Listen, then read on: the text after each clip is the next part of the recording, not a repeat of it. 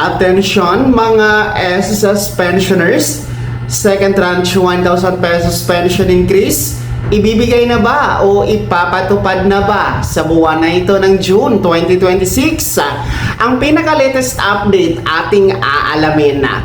Hello mga ka-vlogs! Welcome sa aking YouTube channel at welcome din po sa ating official Facebook page. Saan ka man nanonood, welcome at kumusta mga ka-vlogs. Well, eto dahil ngayon ay nasa buwan tayo ng June. Today is June 6, 2026, araw ng Sabado. Napakabilis ng mga araw mga ka-vlogs, kaya atin pong titingnan ang latest update sa inyong inaabangan na second tranche 1,000 pesos pension increase. Kung ito ba ay kakayaning ipatupad ngayong buwan ng June, ano ba ang lagay nito? Ibibigay pa ba o hindi na? Well, una po sa ating mga baguhang pensyonado na hindi pa alam kung ano itong pangalawang tranche na ating tinutukoy na 1,000 piso, baka kasi kayo malito dahil meron tayong pinapatupad din ngayon na second tranche na pension increase. Well, sa ngayon kasi, buwan ng June ay meron tayong pension increase. Pero ito po ay nasa ilalim ng pension reform program.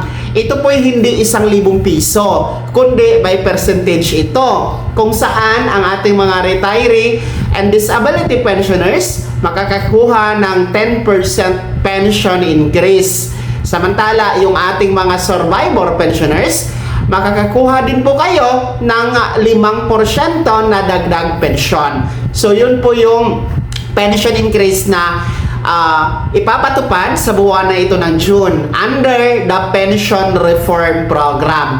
Actually, ngayon pang Setyembre sana ito ipapatupad, pero in advance ito ni SSS, mas pinaaga para makatulong sa ating mga pensyonado sa panahon ngayon na krisis talaga ang ating ekonomiya, mga ka-vlogs. Kaya yung ating mga first batch SSS pensioners during their pension crediting for the month of June, last June 1, ay natanggap na nila ang kanilang dagdag pensyon. Kasabay ng June pension crediting. Yung ating mga second batch pensioners, ngayon pa ang schedule sa June 16, araw yan ng Martes, ang pension increase kasabay po sa June pension crediting. So yun po yun ang magaganap na pension increase sa buwan na ito, no? Yung 10% for retiree and disability and 5% increase para sa mga survivor. Well, ang katanungan ngayon, meron din po ba itong second tranche na 1,000 piso?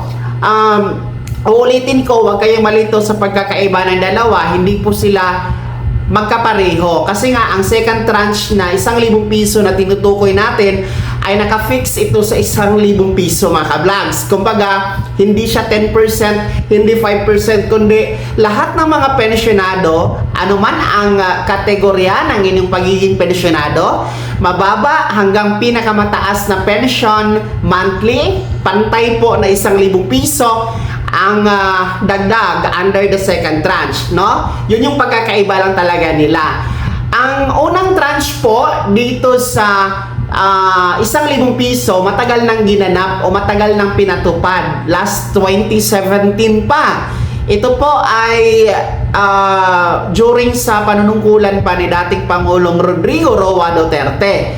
No? Hanggang ngayon, 2026 na tayo, hindi pa nga ito nasundan mga ka-vlogs. Dahil malaking issue din po ang pagpapatupad sa 1,000 piso dati dahil nga po sa kawalan ng pondo o maapektuhan ang lifespan ni SSS, no? Well, in fact, naging mas mababa ang lifespan nito last 2017 nang pinatupad ang unang bugso o first tranche. Hanggang 2032 na lang sana yung lifespan o buhay ni SSS. Kaya nga po nagpatupad ng agad-agad na contribution increase last 2019 para mapunan yung pondo na nawala dahil po sa 1,000 piso na first tranche, no? At ang contribution increase na pangalawang tranche, last na po yon, pinatupad noong January 2025. So dahil doon, instead of 2032, nagiging 2053 na po ang buhay ni SSS. So, yun po yun, no? Ang problema talaga dati ay pondo at ang lifespan ni SSS maaapektuhan. So, ang simpleng kasagutan, sa buwan na ito ng June, hindi po mapapatupad at hindi po mabibigay ang 1,000 piso na pension increase na yan. Ulitin ko, meron po tayong pension increase sa buwan na ito ng June pero under the pension reform program. Hindi po pwedeng doble kasi kung 1,000 yan monthly, nasa mahigit 3 milyon ang mga pensyonado ni SSS, nangangailangan ito ng roughly 42 to 45 billion pesos o mahigit pa dahil nga marami na ang nadagdag na pensyonado sa ngayon. So, hindi ito kakayanin ni SSS. Well, atin na lamang po antayin sa mga susunod na buwan kung ito ba ay mabibigay pa, kung ano ang anunsyo po ni SSS. Sa ngayon po, antayin din po natin kung may sa batas, no? Kung lulusot sa Kamara ang House Bill 1506 na final ng SSS GSIS Pensionado Party List Representative Mr. Rolando Ledesma Makasait. Dahil 1,000 piso po yan na dagdag pensyon, mandatory talaga na ipatupad kung yan ay makakalusot sa Kamara at sa Senado at kung pipirmahan ni Pangulong Marcos. So, I think yun yung pinaka number 1 na pag-asa natin kung lulusot ang House Bill 1506.